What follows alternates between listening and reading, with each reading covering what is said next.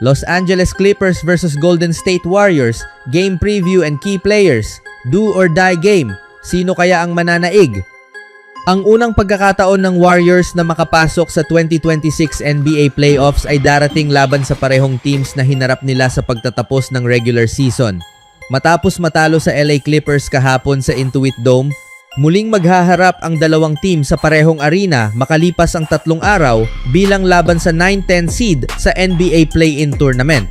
Ang unang magandang balita mula sa pagkatalo na nagtapos sa regular season ng Warriors na may record na 37-45 ay hindi na nila kailangang bumiyahe at sumakay agad ng eroplano. Sa panalo ng Portland Trail Blazers laban sa Sacramento Kings, opisyal nilang nakuha ang ika-8 pwesto sa Western Conference at haharap sa ika-7 pwesto na Phoenix Suns bukas. Maaaring kailanganin pa rin naming pumunta sa Portland pero mas mabuti iyon kaysa bumiyahe mula LA papuntang Portland at bumalik dito, sabi ni Brandon Podziemski. Ngunit bago pa man isipin ang Blazers o Suns, kailangang tapusin muna ng Warriors ang laban kontra Clippers. At ibang bersyon ng Clippers ang kanilang makakaharap kumpara noong linggo. Habang pinahinga ng Warriors si Draymond Green, ganoon din ang ginawa ng Clippers kay Kawhi Leonard. Sinabi ni Warriors coach Steve Kerr bago ang laro na wala masyadong matututunan sa estratehiya mula sa larong iyon at hindi nagbago ang kanyang pananaw matapos ang pagkatalo. Kilala namin sila at kilala rin nila kami, sabi ni Kerr. Magkakaiba ang naging takbo ng mga laro kaya wala masyadong mapupulot mula ngayong araw. Sa ika-5 laro pa lamang ng season, tinalo ng Warriors ang Clippers ng 19 points sa Chase Center noong Oktubre. Ngunit sa larong iyon, si Jimmy Butler ang nanguna sa Warriors na may 21 points at si James Harden naman ang top scorer ng Clippers na may 20 points. Pareho silang wala sa laban bukas. Si Butler ay out na sa buong season dahil sa punit na ACL na nakuha niya noong Enero. Bagamat nagpakita siya bago ang laro noong linggo at tumulong pa kay Stephen Curry sa isang 3-point shot sa warm-up, hindi siya makakapaglaro. Si Harden naman ay wala na sa Clippers dahil na-trade siya noong Pebrero at maghahanda na para sa Cleveland Cavaliers sa kanilang laban kontra Toronto Raptors. Mula sa unang laban nila ngayong season, hindi na muling natalo ng Warriors ang Clippers sa 3 sumunod na laban. Gayunpaman, hindi nito nabawasan ang kumpiyansa ng Warriors sa isa na namang do or die na sitwasyon sa playoffs. Bakit? Dahil iba kapag kakampi mo si Curry, kasama pa ang championship experience ng buong Warriors roster. May mga veterano kaming naranasan na ito, may mga nanalo na at naglaro sa mahahalagang laban, sabi ni Podziemski. At malaking bagay kapag nandyan si Steph. Sa tingin ko, advantage namin iyon. Sa isang laro lang, pipiliin ko kami laban kahit kanino. Patuloy namang humanga ang Warriors kay Charles Bassey na nagtapos ng regular season sa matibay na laro. Tumabla sa career high niyang 16 points sa loob ng 19 minutes.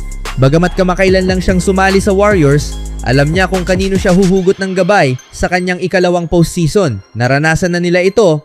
Nanalo sila ng 4 na kampyonato, sabi ni Bassey. Alam nila kung ano ang kailangan. Mahalagang makinig sa kanila, kina Steph, Dre, at iba pang veterano. Nang ipaalala kay Curry na pangalawang beses na nilang naging number 10 seed sa play-in tournament, napangiti na lang siya nang may halong biro. Hindi na bago sa kanya ang ganitong sitwasyon. Natalo ang Warriors sa parehong play-in games noong 2021 bago manalo ng kampyonato sa sumunod na taon. Noong 2024, muli silang naging number 10 seed at natalo ng Kings. Ngunit nakabawi sila noong sumunod na taon bilang number 7 seed at nagtagumpay laban sa Houston Rockets bago natigil dahil sa injury ni Curry. Muli, naging malaking factor ang injuries sa Warriors ngayong season. Bumalik si Curry mula sa injury noong April 5 at nakapaglaro sa 4 sa huling 5 laro ng team. Nakapagtala siya ng 24 points sa loob ng 29 minutes noong linggo. Sa huling bahagi ng season, mas naging mahalaga para sa Warriors ang kalusugan at tamang sistema kaysa sa panalo o talo.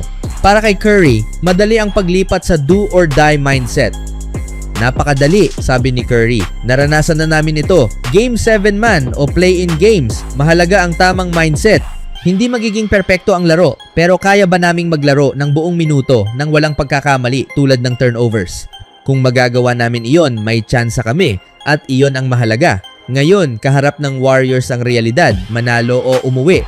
Isang pagkakataon lang ang hinihiling ni Curry matapos ang kanyang pagbabalik mula sa injury. at tumataas ang kumpiyansa ng Warriors kapag siya ang kanilang kasama. Sa kabilang panig, nagpadala ng mensahe ang Los Angeles Clippers sa kanilang makakaharap sa play-in noong Lunes. Pinangunahan ng 20 points ni Benedict Mathurin at matibay na depensa upang makuha ang panalo sa kanilang home court laban sa Warriors. Sa isang laro na kalaunan ay naging halos walang saysay na huling laban ng regular season. Dahil sa panalo, naitay ng Clippers ang Portland Trail Blazers para sa ika-8 pwesto sa Western Conference, ngunit nakuha ng Portland ang tiebreaker dahil sa mas magandang record nila sa conference matapos talunin ang Sacramento Kings sa kanilang huling laro. Dahil dito, bumaba ang Clippers sa ika-9 na pwesto para sa play-in kung saan magkakaroon sila ng home game bukas ng araw laban sa ika-10 pwestong Golden State. Ang matatalo ay matatanggal sa laban para sa playoffs. Hindi maiiwasang mabanggit ang kahalagahan ng ilang mga players sa liga tulad ni Darius Garland, Benedict Mathurin at Kawhi Leonard na patuloy na nagbibigay inspirasyon sa modernong estilo ng paglalaro sa NBA.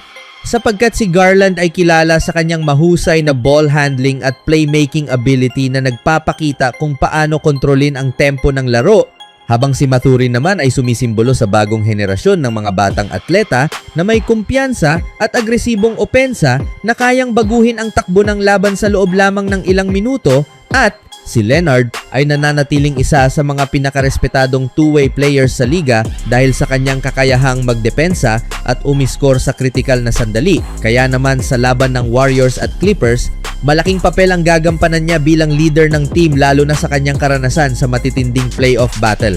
Samantalang ang Warriors ay aasa sa kanilang sistemang mabilis at puno ng shooting na matagal ng kanilang pagkakakilanlan, at sa ganitong uri ng laban, mahalaga ang execution, disiplina at mental toughness dahil isang pagkakamali lamang ay maaaring magdulot ng pagkatalo at tuluyang pagkawala ng tsansa sa playoffs.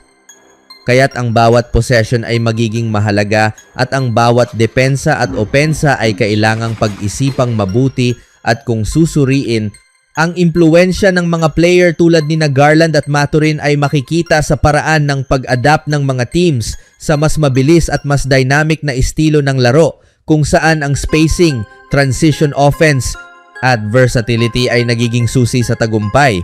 At ito rin ang makikita sa magiging taktika ng laban sa kanilang nalalapit na laro, kung saan ang coaching staff ng parehong panig ay siguradong naghanda ng iba't ibang estratiya upang ma-neutralize ang kalakasan ng kalaban, at sa huli, ang laban na ito ay hindi lamang simpleng play-in game kundi isang pagsubok ng puso, determinasyon at kakayahan ng bawat player na harapin ang pressure.